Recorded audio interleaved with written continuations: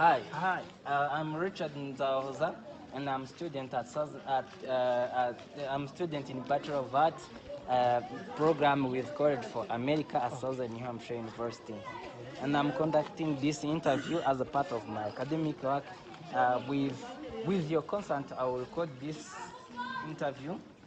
I will code this interview for my government and you project. Okay. I'm working for a contribute to society goal. The interview will be used to create a street interview, um, and submit to College for America so that my project can be evaluated. This recording will be used solely for this purpose. The interview information will temporarily stored in College for America online evaluation system, to which only will be evaluated and will be evaluated by College for America staff. Do you have any question? No. Do you give your consent to be interviewed and recorded? I, Mark Ngango, give my informed consent to participate in this interview Yes. to be recorded as part of academic work. Um, so, the first question is, what are the three branch of government? Okay, so I think the three branches of government, so there is the president and there is the minister, the prime minister, the senators. Okay. Yeah, that's what I think. Okay, thank you very much. You're welcome. So, what does each branch do? So I'm not sure, but I think like the president is the head of the country. He's Yes. giving the task to every partner of the government. Yes. Yeah, only that. Okay, Yeah. Gango Remarkable. Oh, Democratic and Republic are the only major parties in United States. Can you name the third party? I don't know. Oh, you don't know. Yeah. Oh, that's good. Um, what are the process by which a bill become a law? This Which is the last question. okay, can you repeat once again? So, what are the basic process by which a bill become a law? Okay, so for a bill to be a law, I think first of all it has to be accepted and agreed by the constitution. Yeah, that's what I'm thinking. Thank you, Irma. Yeah, you're welcome. Hi, Hi, hi. I am Richard Nzawaza, and I'm student in Bachelor of Arts program with College for America at Southern New Hampshire University. And I'm conducting this interview as a part of my academic work. With your consent, I will record this interview and use the information on a government and you project for a goal called Contribute to Society. The interview will be used to create street interview and submit to the College for America so that my project can be evaluated. The recording will be used solely for this purpose.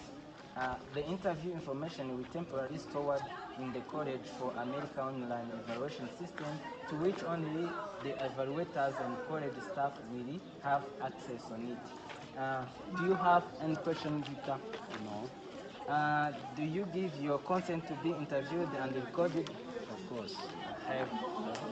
I, Victor, I give my informed consent to participate in this interview to be recorded as a part of the street work. Okay, thank you, Victor. What are the three branches of government? The three branches of government, they are legislatives, uh, judiciary, and I don't remember the third. It's okay, it's okay. What does each branch do, Victor? Uh, Mainly the branches are there to implement laws, to set laws and make sure that the laws are very implemented. Okay. Mm-hmm. So you are done. Yeah. And the Democrats and the Republic are the only parties in the United States. Can you name the third party? The third party in the United States, Yes. I don't know. I don't know. Oh, it's okay. So, what are the basic process by which a bill become a law? A bill becomes a law when it passes into the House of Senate and the House of Deputies, then it comes to the public. It comes to the public. Thank you very much, Victor. You're welcome, Mr. Richard. Hello, welcome to this video. I'm Richard Nzawaza, a student at Southern New Hampshire University through College for America program, and I'm shooting this video to respond to some questions that have asked many people on the street, and the question they have the answers that they provide, so I'm here to give all details about the answers and the true answers. So first of all, the question was, what are the three branches of government? One responded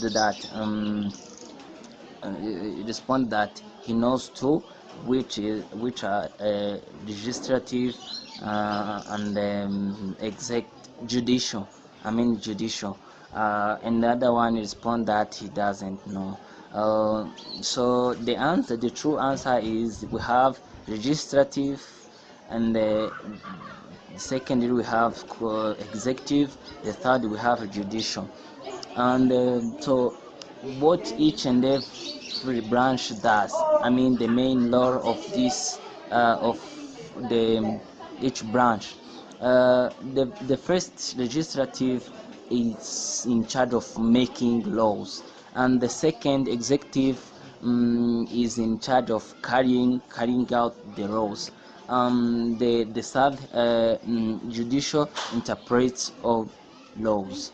So in legislative we have cabinet, we have Congress, Senate, and the House of Representatives.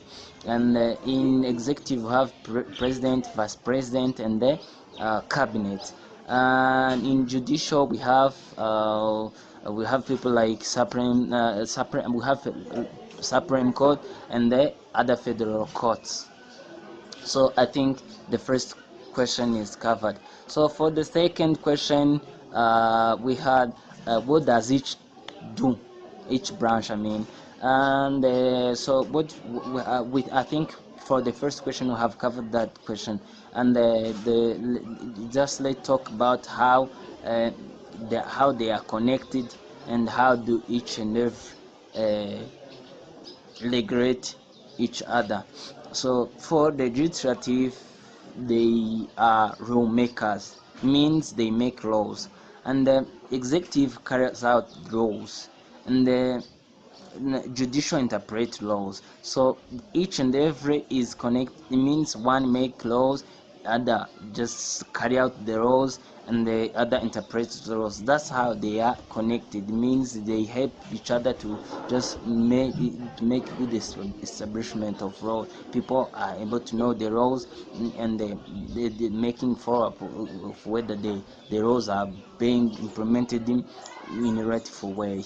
And so let's go to the way they regulate each other. The three branches, first of all, for a registration, they make law as their main law. So president can just reject that law because it is what national constitution gives that right to president. So and House of Congressman can just override this rejection. They do this by voting. If the number of just vote that the law that president rejected should be the main, that means by voting, that's how they override the rejection of president.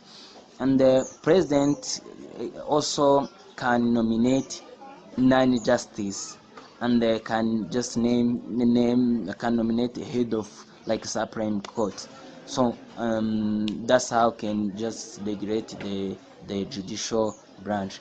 And for House of Representative can just impeach the president in case president did many big mistakes that are just driving country in a bad situation. They have the right to just impeach him or her. That's how they are like connected, and they are how they regulate each other. So going to the third question. The third question is stating that Democrats and the Republic are the major parties. So can you name the third party? And many people here, they didn't know any answer here. They just say that they don't know answer. And then for me, like what I have, according to Americans, all candidates who are not in among of two major, Republican and the Democrats, they considered as the third party. And but we have common known third party, which are the Libertarian Party, the Green Party, and the Reform Party. Those are like most known common third parties in America. So how the next question is, how did the two-party system start? So they started in 1790s. This is when they started. This is what there was two major parties, with Federalist and the Anti-Federalist. This Anti-Federalist is the one which like had developed, led to the rise of Republican and the and Democrats as the major parties in the U.S. So let's go down to history. In that period, there was disagreement with Anti-Federalist and Federalist. Federalist was head by Alexander Hamilton, and the Anti-Federalist was led by Thomas Jefferson. So there was two disagreement. One, like Alexander Hamilton and his supporters were just saying that they want that to be read like UK, but Thomas Jefferson denied and they disagree. So it has just come to the defeat of Federalist, and which gives rise to Anti-Federalist. So do you think 1824 24 election, Jackson was lost the election, and the John Quincy conquer Jackson, and that's had just raises the disagreement to the supporter of Jackson, and they decided to make an organization that would help Jackson to be elected, and that's how that organization was known as Democrat. That's how, brief history of how Democrats and the Republican have just become major parties in the USA. So the third party, the next question is, what is the impact to do the third parties on national politics? First of all, they just the third party candidate can take votes away from major political parties. Like, people who are supporting the third party will vote, and it means those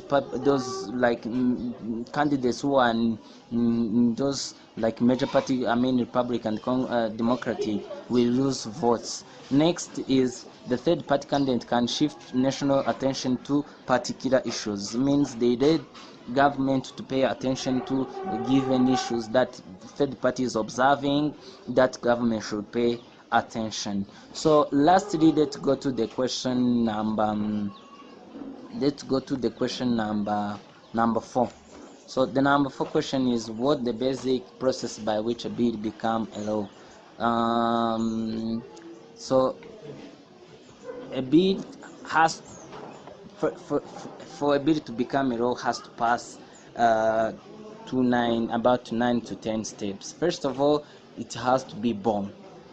Second, committee there has to be after just being born. It may be like anyone can draft the bill, or members of Congress can president can just like draft a bill, but people who are in charge of like introducing that are like a member of Congress. Second, they just like head that bill to committee action. This, as soon as a bill is introduced, it's referred to a committee. This is an examination point of a bill, and the chance if this pass, if a bill passed to this step, it goes to the third step, which is called subcommittee review. These are people who just start together and just hear the like, is this bill just feasible, or what will this bill help a country? After just observing that this can be just helpful, they just sent this to committee action to report.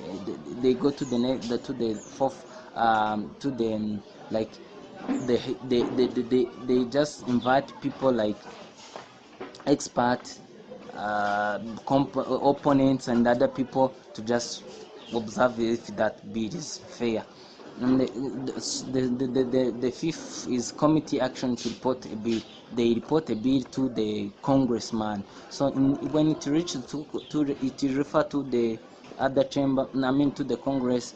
It also refer to other chambers. Other chambers, they just have a debate. There are just House of Representative and Senate. They have debate to that bill, and after they make a decision if whether to just accept it as law or not. Also they just report it to other the eighth step is conference committee action. This is the other chamber where they sat and they just sat and discuss if they can change, or if they can just keep it as it is, or if they can ignore that bill. And if it passed this step, it will go to the final action, where it is like final approval of this law. It means is the president who is going to sign for this. It is reached to the step of president going to sign to the that bill. So if to pass this, if president observe that he shouldn't, he's not agreeing with the bill, he just override by a veto, just, and he just like reject this bill. But it also back to the like House of Representative and Senate after like voting and see that it is feasible. They will just override by, like you see, as I said, using vote. That's how a legislative can just regulate executive. So after that, if it wins, it become a laws, and they sign. That's how a bills become law. So thank you guys, I hope you enjoyed the video.